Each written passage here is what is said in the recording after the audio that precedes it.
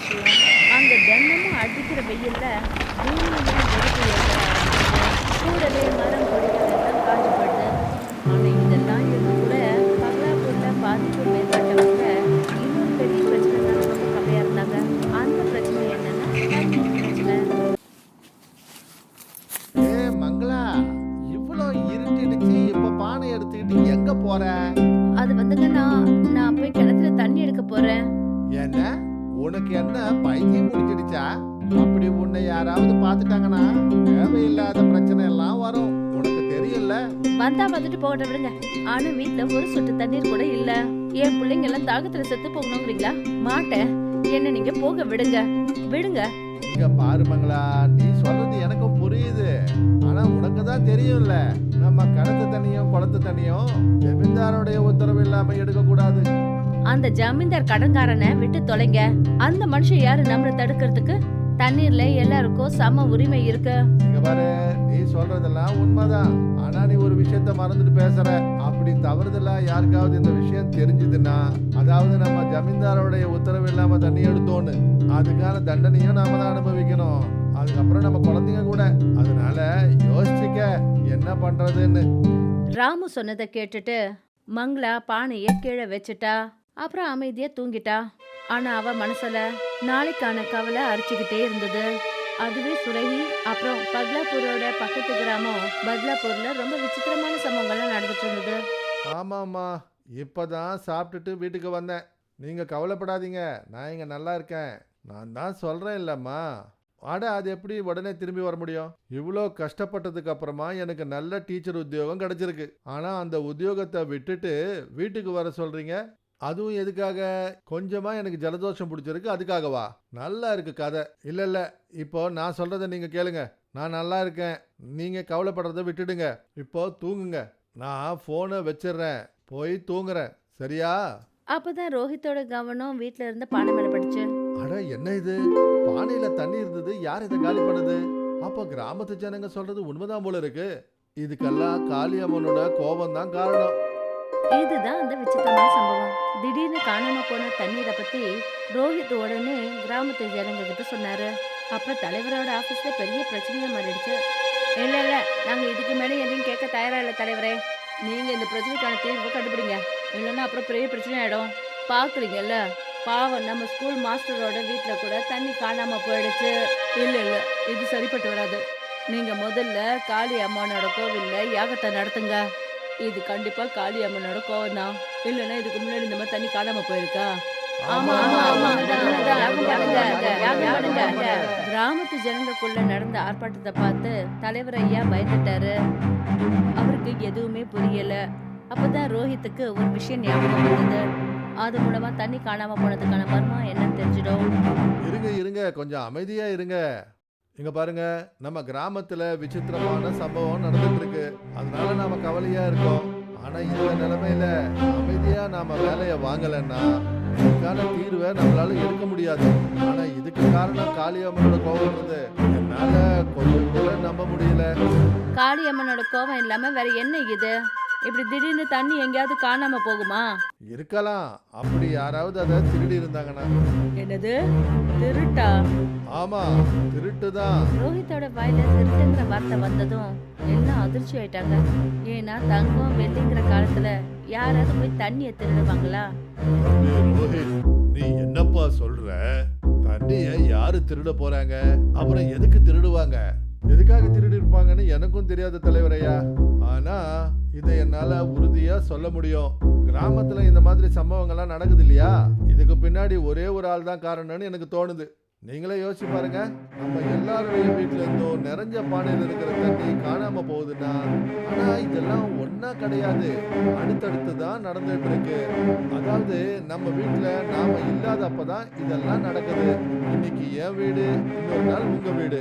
அப்படி இது காளியம்மனோட கோபமா இருந்தா ஒரே சமயத்துல இந்த திருட்டு நடக்கணும். ஆனா ஒவ்வொரு வீடா கிடையாது.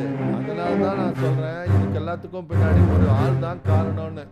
ரோஹித் சொன்னதை கேட்டதும் தலைவர் ரொம்ப அமைதியாயிட்டாரு. கூடவே கிராமத்து ஜனங்க எல்லாரும் கூட ரோஹித் சொன்னதுக்கு ஒத்துக்கிட்டாங்க. இப்ப தண்ணீர் திருடனை கண்டுபிடிக்கிறதுக்கு ஆரம்பிச்சது ஒரு விளையாட்டு. மறுநாள் ராத்திரி ரோஹித் சொன்னதுனால தலைவர் தன்னுடைய வீட்டுக்கு பூட்டை போட்டுட்டு வெளியே எங்கேயோ போற மாதிரி டிராமா பண்ணாரு. அப்புறம் ரோஹித் என்ன நினைச்சானோ அதே மாதிரி தான் நடந்தது. கிராமத்துல தண்ணி திருடனெல்லாம் பிடிபட்டான். இல்ல இல்ல, என்னை விட்டுடுங்க, என்னை விட்டுடுங்க. நான் எந்த தப்பும் பண்ணல. தயவு செஞ்சு என்னை விட்டுடுங்க. ஆடடடா, என்ன மாதிரி பேசுறான் பாத்தியா? உனக்கு வெக்கமா இல்ல? விட்டுடு விட்டுடுன்னு கத்துற. அடுத்தவங்க வீட்ல போய் தண்ணியை திருடிட்டு வந்துட்டு நான் எந்த தப்பும் செய்யலன்னு போய் வேற சொல்ற. உனக்கு தெரியுமா நீ எவ்வளவு பெரிய பாவத்தை செஞ்சிருக்கன்னு?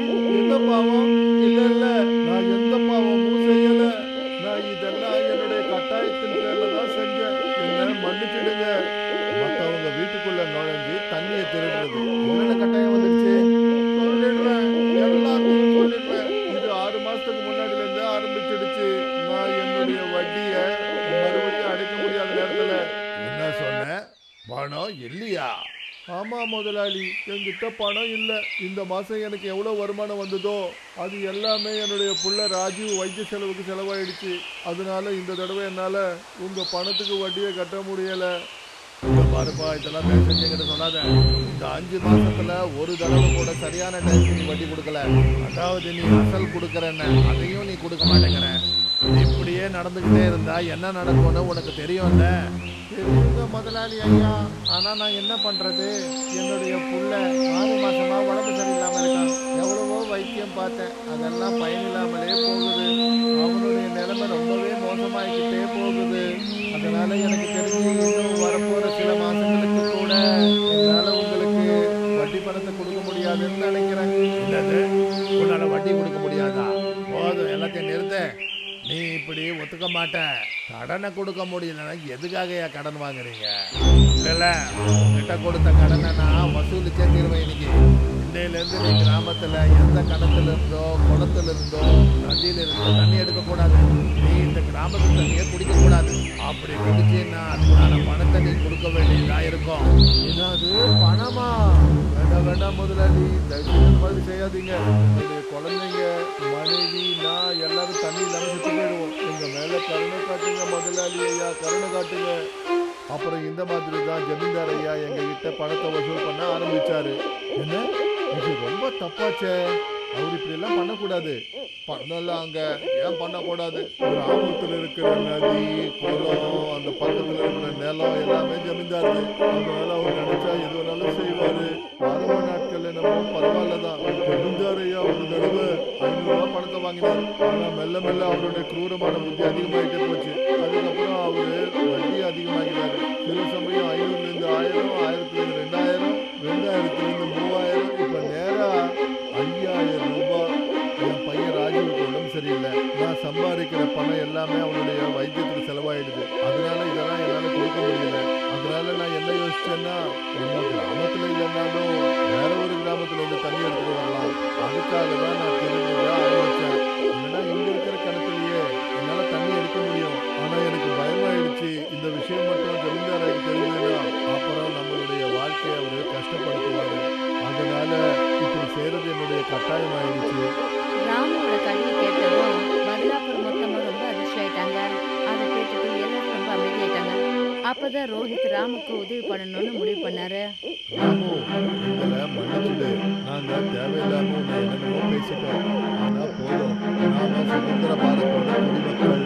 அப்புறம் இன்றைய காலத்துல உன்னுடைய குடிநீர் உரிமையில யாராலையும் தடை போட முடியாது. இது பாவம், கடுமையான பாவம். ஆனா இதுக்கான தண்டனையை அந்த ஜமீன்தார் அனுபவிச்சே தீரணும். ரோஹித் சொன்னதை கேட்டுட்டு ராமோட கண்கள்ல நம்பிக்கை தெரிஞ்சது. அப்புறம் மறுநாள் உடனே ராமு ரோஹித்தோட போலீஸ் ஸ்டேஷனுக்கு போனாரு.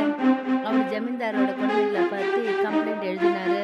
இந்த விஷயம் தெரிஞ்சதும் போலீஸ் உடனே ஜமீன்தாரை பிடிச்சு ஜெயிலுக்குள்ள போட்டுட்டாரு. அப்புறம் கூடவே ரோஹித்தோட உதவினால ராமோட கடனும் மன்னிக்கப்பட்டது.